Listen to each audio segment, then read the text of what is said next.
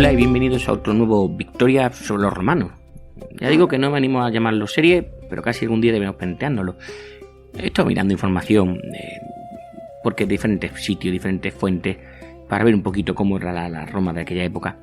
Y había algo que hemos mencionado muchas veces, la importancia del aliado, ¿verdad? De los amigos, de los amici o amici, que vamos a comentar hoy, y de sus rivales, cuáles eran, cómo luchaban, cómo se declaraba la guerra, en fin, un poquito todo lo que hemos estado explicando en otros podcasts que he hecho sobre los romanos.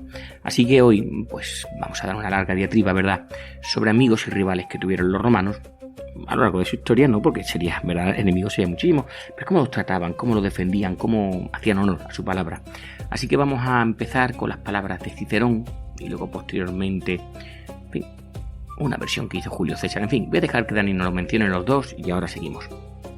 Pues Cicerón, el 15 de marzo del 60 antes de nuestra era, dijo: en estos momentos el temor a una guerra en la Galia es el principal tema de conversación, en Roma, claro, pues nuestros hermanos los galos eduos acaban de librar y perder una batalla, y los helvecios se han armado sin duda para la guerra y están lanzando incursiones en nuestra provincia.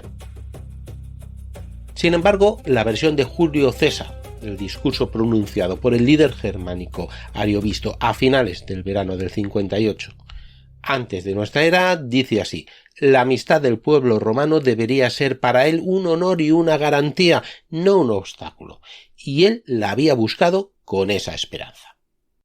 Bueno, vamos con los amici, los amigos de los romanos, amici o amici, más bien sería amici, ¿verdad? A finales de verano del año 58 a.C., un rey germánico accedió a reunirse con un procónsul romano. Recuerdo que pro quería decir que iba a estar un año más de lo que debía.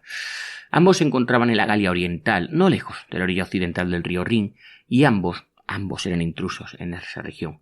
Ariovisto, el señor de la guerra germánico, había llegado más de una década antes, llamado en ayuda de una tribu gala, en conflicto con sus vecinos, pero desde entonces había llegado a dominar tanto a sus aliados como a sus enemigos.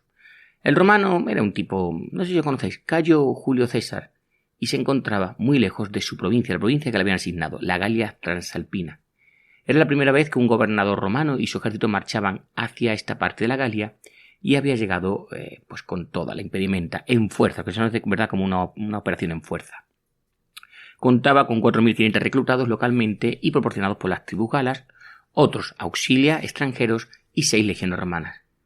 Desde la concesión de la ciudadanía a los aliados itálicos o latinos, las antiguas alae habían desaparecido y ahora todos los italianos, o todos los italios, o todos los habitantes de la península itálica, servían como legionarios. Eran una fuerza poderosa, animada por una campaña victoriosa librada a principios de año. Ariovisto también había reunido un gran ejército de sus propios guerreros y ellos también se mostraban confiados y acostumbrados a la victoria.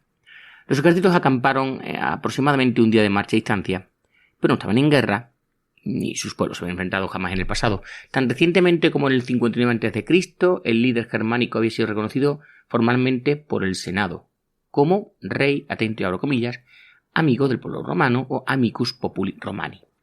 César había presidido la sesión en calidad de cónsul y probablemente propuso la votación para favorecer a Ariovisto de esta manera. Aún así, había recelo en ambos bandos y se habían necesitado prolongadas negociaciones a través de mensajeros para acordar los detalles del encuentro. Esta iba a tener lugar en una colina solitaria, en una llanura por los demás abierta.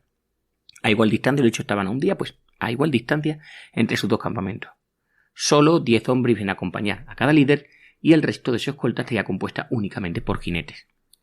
Ariovisto alegó que sería demasiado fácil para una multitud de soldados de infantería rodearlo y capturarlo si así lo decidiera.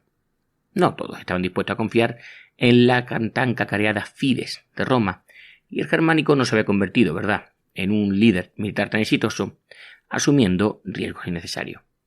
César, por su parte, era un tío cojonudo. Aceptó estas condiciones, temiendo que lo contrario, Ariovisto se negara a reunirse con él. Reacio a confiar su propia seguridad a los jinetes, que recuerdo que eran todos aliados, tomó algunos de sus caballos y se los entregó a los hombres de una de sus legiones de más probados, aunque no eran buenos jinetes, como digo, era la 10ª. La fidelidad del legionario era más importante, la fidelidad, que su inexperiencia a la hora de luchar como caballería. Pero se supone que aquello iba a ser una negociación, no una batalla. César nos cuenta que los soldados bromeaban diciendo que los que se estaban convirtiendo en equites o equites que como recuerdo era la clase social inmediatamente inferior al Senado, llamada así originalmente porque estos hombres acaudalados proporcionaban a las legiones su caballería. En el siglo I a.C. los ecuestres solo ocupaban puestos de oficiales superiores y hasta el requisito mínimo de patrimonio para alcanzar este estatus equivalía, atentos, a 100 de años de sueldo de un soldado raso. Es decir, el sueldo durante 100 de años es lo que se necesitaba para ser un equite. Durante un tiempo la décima adoptó el apodo de equistris, aunque pocos o ninguno de sus legionarios iba a llegar nunca, ¿verdad?, a ascender tan alto. Sabemos mucho más sobre este episodio que sobre la mayoría de los demás incidentes en las fronteras del Imperio Romano porque nuestro querido César lo escribió todo, ¿verdad? Y escribió un relato al respecto. ¿Te está gustando este episodio? Hazte fan en iVoox para acceder a este y al resto de sus episodios extra desde otras aplicaciones de escucha.